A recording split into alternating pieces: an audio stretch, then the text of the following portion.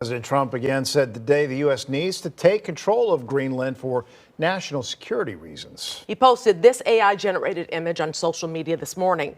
Earlier today, he said he won't attend an emergency meeting in France over the issues of Greenland and tariffs. He recently announced the U.S. will slap a 10% import tax on goods from 8 European nations supporting Denmark. So joining us to talk about a potential tariff war with Europe and Wall Street's reaction is Steve Lewit. Good evening, Steve. Good evening. Stocks took a tumble, as we said. Is it time to panic? And what is the cause of all of this? Yeah, well, it's tariffs and it's Japan and it's a lot of uncertainty. So let's understand that tariffs by themselves usually don't derail the economy or cause the market to crash or to take a plunge. Tariffs result in higher prices, consumer chagrin about that, poor earnings and things like that. What happened today is there's uncertainty in tariffs, what's going to happen in Greenland, and then Japan out of the blue suffered a sell-off on the bond market, and uncertainty went through the roof. The VIX index, which is the fear index, if you've heard of that, is the VIX, is the highest it's been in quite some time. And it's that uncertainty that really caused the markets to react the way it did.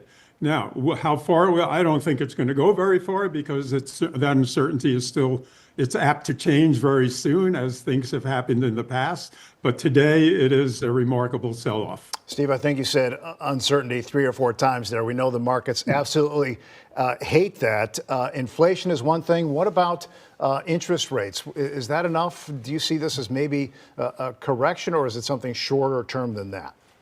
I think it's shorter term than that. I don't think it's a real correction. I think it is a reaction that the market had to sudden events. Nobody, as you said, nobody likes uncertainty. Businesses don't invest. Markets don't like it, and we consumers don't like it. We like to have things planned for us where we can see what's going to happen in the future as best as we can. Interest rates will come down. The president is fighting to have interest rates come down. There are pros and cons to that. I actually like the idea, but that is not what's percolating underneath. What's percolating underneath, and I'm going to say the word again, is all this uncertainty. We don't know what's going to happen, and because we don't know what's going to happen, we don't know what to do, and that's where the markets get upset. But Steve, you mentioned uncertainty, but it's going to be uncertain for a while. Every single day we're hearing new things. And then you mentioned Japan. They're going through a financial crisis. How's that going to affect us immediately? Yeah, well, it already has, because Japan has put into question international debt. People have started a little bit of selling of U.S. treasuries.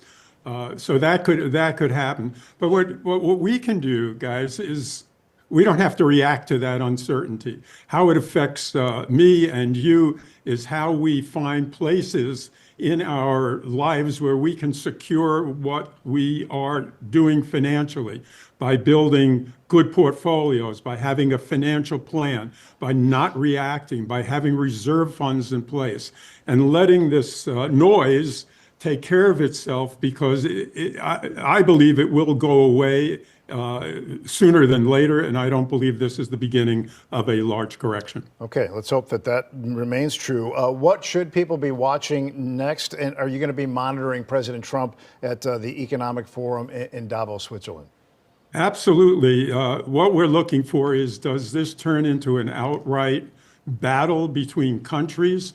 We've gone from cooperation in international to competition in international.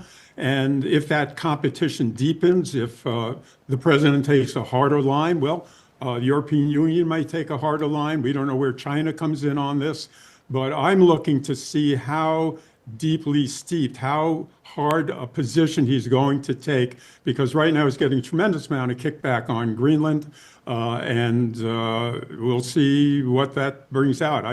Nobody can tell. All right, Steve Lewit, thank you so much. Appreciate it.